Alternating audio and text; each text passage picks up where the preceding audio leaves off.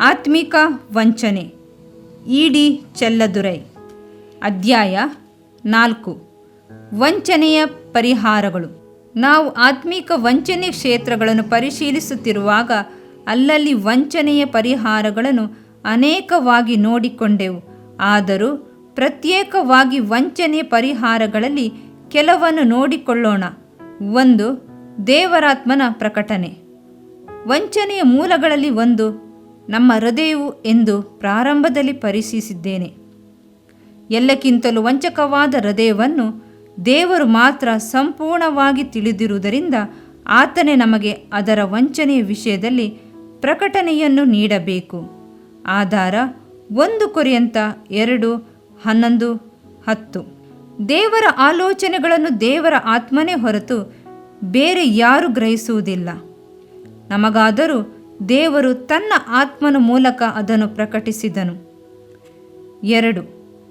ದೇವರಾತ್ಮನ ನಡೆಸುವಿಕೆ. ಪ್ರಾಪಂಚಿಕತೆ ಹಾಗೂ ಇತರರು ವಂಚನೆಯ ಮೂಲಗಳೆಂದು ನಾವು ಈಗಾಗಲೇ ನೋಡಿಕೊಂಡಿದ್ದೇವೆ. ನಾವು ಪ್ರಪಂಚದ ಚಿಂತೆ, ಐಶ್ವರ್ಯ ಹಾಗೂ ಆತ್ಮಿಕ ವಂಚಕರಿಗೆ ತಪ್ಪಾದ ಪ್ರತಿಕ್ರಿಯೆಯನ್ನು ನೀಡಿ ಆತ್ಮಿಕವಾಗಿ ವಂಚಿಸಲ್ಪಡದಿರಲು ದೇವರಾತ್ಮನಿಂದ ನಡೆಸಲ್ಪಡಬೇಕು. ಆಧಾರ ಯೋಹಾನ 16:13. ಸತ್ಯದ ಆತ್ಮನು ಬಂದಾಗ ಆತನು ನಿಮ್ಮನ್ನು ನಡೆಸಿಕೊಂಡು ಹೋಗಿ ಸಕಲ ವಿಷಯದಲ್ಲಿಯೂ ಸತ್ಯಕ್ಕೆ ಸೇರಿಸುವನು. ಮುಂದಾಗುವ ಸಂಗತಿಗಳನ್ನು ನಿಮಗೆ ತಿಳಿಸುವನು. 3. ಸತ್ಯವನ್ನು ಪ್ರೀತಿಸುವುದು. ಸತ್ಯವನ್ನು ಪ್ರೀತಿಸುವುದು ಆತ್ಮಿಕ ವಂಚನೆ ಪರಿಹಾರಗಳಲ್ಲಿ ಒಂದಾಗಿದೆ. ಸತ್ಯವನ್ನು ಅಂದರೆ 1. ದೇವರ ವಾಕ್ಯಗಳಲ್ಲಿರುವ ಪ್ರತಿಯೊಂದು ಸತ್ಯವನ್ನು ನಾವು ಪ್ರೀತಿಸಬೇಕು. 2. ನಮ್ಮ ವಿಷಯವಾಗಿ ದೇವರು ತಿಳಿಸುವ ಸತ್ಯವನ್ನು ಪ್ರೀತಿಯಿಂದ ಒಪ್ಪಿಕೊಳ್ಳಬೇಕು ಎಂದರ್ಥ. ನಾವು ಯಾವ ಸಭೆಗಾಗಿದ್ದರೂ ದೇವರ ವಾಕ್ಯ ದೇವರ ವಾಕ್ಯವೇ. ಇಂಥ ಸತ್ಯವನ್ನು ನಮ್ಮ ಸಭೆ ನಂಬುವುದಿಲ್ಲವೆಂದು ಅದನ್ನು ಪ್ರೀತಿಸದಿದ್ದರೆ ಅಸತ್ಯದ ಭ್ರಮೆ ಹಾಗೂ ಸುಳ್ಳನ್ನು ನಂಬುವ ಅಪಾಯದಲ್ಲಿದ್ದೇವೆ. 2 ಥೆಸಲೋನಿಕ 2:10-11. ಆದರೆ ದೇವರ ವಾಕ್ಯವನ್ನು ಪ್ರೀತಿಸುವವರಿಗೆ ಸಂಪೂರ್ಣ ಸಮಾಧಾನವಿರುವುದು. ಆಧಾರ ಕೀರ್ತನೆ 119:165. 4. ಜಯಶಾಲಿಯಾಗಿ ಜೀವಿಸುವುದು. ಸೈತಾನನು ಆತ್ಮಿಕ ವಂಚನೆಯ ಪ್ರಧಾನ ಮೂಲನಾಗಿದ್ದಾನೆ. ಅವನು ಭೂಲೋಕದವರನ್ನೆಲ್ಲ ವಂಚಿಸುವನು. ಆದುದರಿಂದ ಅವನನ್ನು ಜಯಿಸುವುದು ಆತ್ಮಿಕ ವಂಚನೆಗೆ ಬಲವಾದ ಪರಿಹಾರವಾಗಿರುವುದು. ನಾವು ಸೈತಾನನನ್ನು 1. ನಮ್ಮ ನಿಸ್ವಾರ್ಥ ಮನೋಭಾವನೆ, 2. ಕ್ರಿಸ್ತನ ರಕ್ತದ ಬಲದಿಂದ, 3. ನಮ್ಮ ವಾಕ್ಯದ ಬಲದಿಂದಲೂ ಜಯಿಸಲು ಸಾಧ್ಯ. ನಮ್ಮ ಪ್ರಾಣದ ಮೇಲಣ ಪ್ರೀತಿಯನ್ನು ದೇವರಿಗಾಗಿ ತೊರೆಯುವ ಮನೋಭಾವನೆ, ಕ್ರಿಸ್ತನ ರಕ್ತದಿಂದುಂಟಾಗುವ ಪವಿತ್ರತೆ ಹಾಗೂ ನಾವು ವಿಧೇಯರಾಗುವುದರಿಂದ ನಮ್ಮ ವಾಕ್ಯವನ್ನಾಗಿ ಮಾಡಿಕೊಂಡಿರುವ ದೇವರ ವಾಕ್ಯದ ಆತ್ಮಿಕ ಬಲ, ಇವುಗಳಿಂದ ನಾವು ಸೈತಾನನ್ನು ಜಯಿಸುವ ಜಯಶೀಲರಾಗುತ್ತೇವೆ ಮತ್ತು ಆತ್ಮಿಕ ವಂಚನೆಗೆ ಪರಿಹಾರವನ್ನು ಹೊಂದಿದವರಾಗಿ ಸಾಗುತ್ತೇವೆ. ಆಧಾರ ಪ್ರಕಟಣೆ 12:11. 5. ಕ್ರಿಸ್ತನ ದೇಹಕ್ಕೆ ಭಾಗಿಯಾಗುವುದು. ಇದು ಆತ್ಮಿಕ ವಂಚನೆಗೆ ನಿರಂತರವಾದ ಪರಿಹಾರವಾಗಿದೆ. ಕೇವಲ ಯೇಸು ಸ್ವಾಮಿಯನ್ನು ನಂಬುವುದರಿಂದ ಎಲ್ಲರೂ ಕ್ರಿಸ್ತನ ದೇಹಕ್ಕೆ ಭಾಗಿಯಾಗಿರುವವರು ಎಂಬುದು ವಂಚನೆ.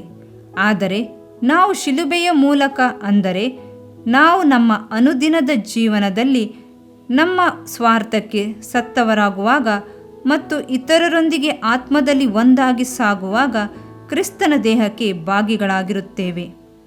ಆಧಾರ ಎಫೆಸ 2:16, 1 ಕೊರಿಂಥ 12:13.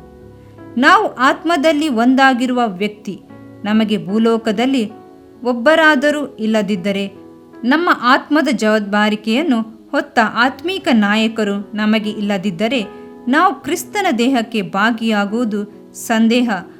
ಅದರ ಬದಲಾಗಿ ಮಾನವೀಯವಾದ ಬಾಬೇಲೆಂಬ ಪ್ರಕಟಣೆ 18ರಲ್ಲಿರುವ ಪಂಗಡಕ್ಕೆ ಭಾಗಿಯಾಗಿ ವಂಚಿಸಲ್ಪಡಲು ಸಾಧ್ಯ.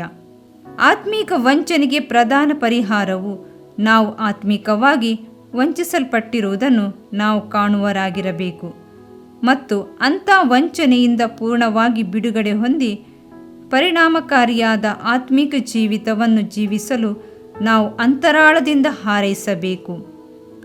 ಭೂಲೋಕದಲ್ಲಿ ವಾಸಿಸುವ ನಾನು ಸುಲಭಕರವಾದ ಹಾಗೂ ಅನುಕೂಲವಾದ ನ್ಯಾಯ ತೀರ್ಪಿನಲ್ಲಿ ಭಾಗವಹಿಸಿ ಸಂತೋಷಕರವಾದ ನಿತ್ಯತ್ವದಲ್ಲಿ ಪ್ರವೇಶಿಸಿ ದೇವರ ಹೃದಯವನ್ನು ತೃಪ್ತಿಪಡಿಸಬೇಕೆಂದು ನನ್ನ ಬಯಕೆ.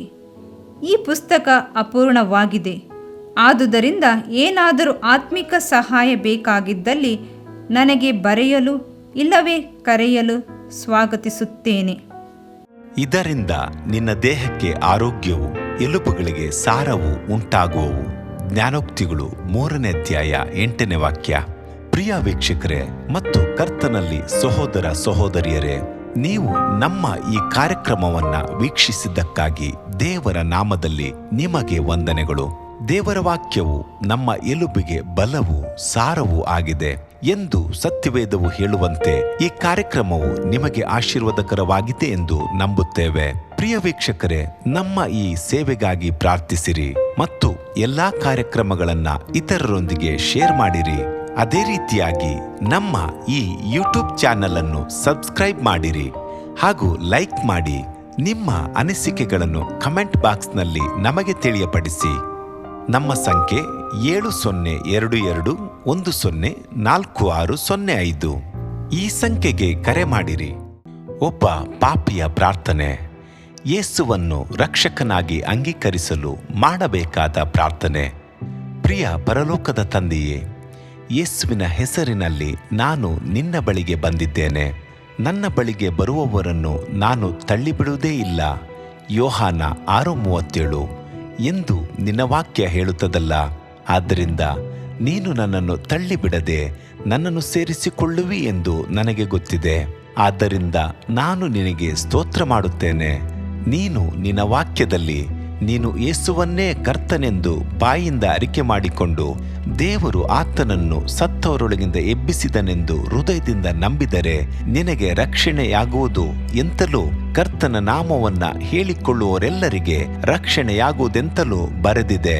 ರೋಮ 10:9-13ನೇ ವಾಕ್ಯ. ಯೇಸು ಕ್ರಿಸ್ತನು ದೇವಕುಮಾರನೆಂದು ನನ್ನ ಹೃದಯದಲ್ಲಿ ನಂಬುತ್ತೇನೆ. ನನ್ನನ್ನು ನೀತಿವಂತನನ್ನಾಗಿ ಮಾಡುವುದಕ್ಕಾಗಿ ಆತನು ಸತ್ತವರೊಳಗಿಂದ ಎಬ್ಬಿಸಲ್ಪಟ್ಟನು ಎಂದು ನಂಬುತ್ತೇನೆ. ನಾನು ಆತನ ನಾಮವನ್ನ ಹೇಳಿಕೊಳ್ಳುತ್ತೇನೆ. ಯೇಸುವೇ, ನೀನೇ ಕರ್ತನು. ತಂದೆಯೇ, ನೀನು ನನ್ನನ್ನು ರಕ್ಷಿಸಿದಿ ಎಂದು ನಾನು ನಂಬುತ್ತೇನೆ. ನಿನ್ನ ವಾಕ್ಯವು ಹೇಳುತ್ತದೆ, ಮನುಷ್ಯನು ಹೃದಯದಿಂದ ನಂಬುವುದರ ಮೂಲಕ ನೀತಿಯು ದೊರಕುತ್ತದೆ, ಬಾಯಿಂದ ಅರಿಕೆ ಮಾಡುವುದರ ಮೂಲಕ ರಕ್ಷಣೆಯಾಗುತ್ತದೆ. ರೋಮ 10:10.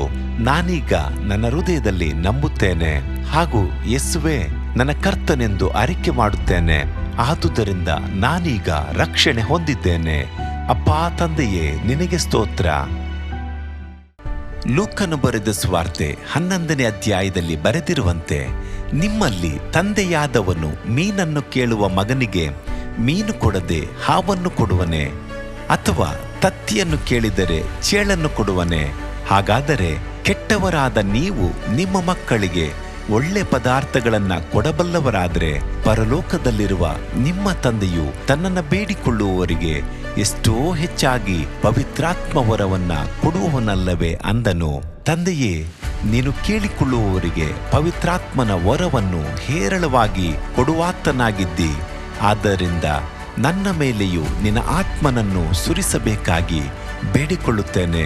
ಕೀರ್ತನೆ 81:10 ಬರೆದಿದೆ, ಅಗಲವಾಗಿ ಬಾಯಿದೆರೆಯಿರಿ, ಅದನ್ನು ತುಂಬಿಸುವೆನು. ಕರ್ತನೇ, ನನ್ನನ್ನು ಪವಿತ್ರಾತ್ಮನಿಂದ ತುಂಬಿದಂತ ನೀನು ನನ್ನನ್ನು ಅನ್ಯ ಭಾಷೆಯ ವರದಿಂದಲೂ ತುಂಬುವವನಾಗಿದ್ದಿ ಎಂದು ನಂಬುತ್ತೇನೆ. ಅದರಂತೆ ನಾನು ನನ್ನ ಬಾಯಿಯನ್ನು ತೆರೆದು ನಿನ್ನ ಸ್ತೋತ್ರ ಮಾಡುವಾಗ ಅನ್ಯ ಭಾಷೆಯ ಅಭಿಷೇಕದಿಂದ ನನ್ನನ್ನು ತುಂಬುವವನಾಗಿದ್ದಿ ಎಂದು ನಂಬುತ್ತೇನೆ. ಈಗ ನೀವು ನಿಮ್ಮ ಬಾಯಿಯನ್ನು ತೆರೆದು ಮಾತನಾಡುವಾಗ ಪವಿತ್ರಾತ್ಮನು ನಿಮ್ಮ ಬಾಯಿಯನ್ನು ತನ್ನ ಭಾಷೆಯಿಂದ ತುಂಬುವವನಾಗಿದ್ದಾನೆ. ಇದು ದೇವರ ಭಾಷೆಯಾಗಿದೆ. ಈ ಅಭಿಷೇಕವನ್ನ ಹೊಂದಿಕೊಳ್ಳಲು ನೀವು ನಿಮ್ಮ ಸ್ವರವನ್ನ ಉಪಯೋಗಿಸಬೇಕು. ಅದರಿಂದ ನೀವು ನಿಮ್ಮ ಬಾಯನ್ನು ತೆರೆದು ದೇವರಿಗೆ ಸ್ತೋತ್ರ ಮಾಡುವಾಗ ದೇವರು ನಿಮ್ಮನ್ನು ಅನ್ಯ ಭಾಷೆಯ ವರದಿಂದ ನಡೆಸುವವನಾಗಿದ್ದಾನೆ. ಪ್ರಿಯರೇ, ಈಗ ನೀವು ಪವಿತ್ರಾತ್ಮನಿಂದ ತುಂಬಲ್ಪಟ್ಟ ಆತನ ಪ್ರಿಯ ಮಕ್ಕಳಾಗಿದ್ದೀರಿ. ದೇವರ ನಾಮಕ್ಕೆ ಸ್ತೋತ್ರವಾಗಲಿ.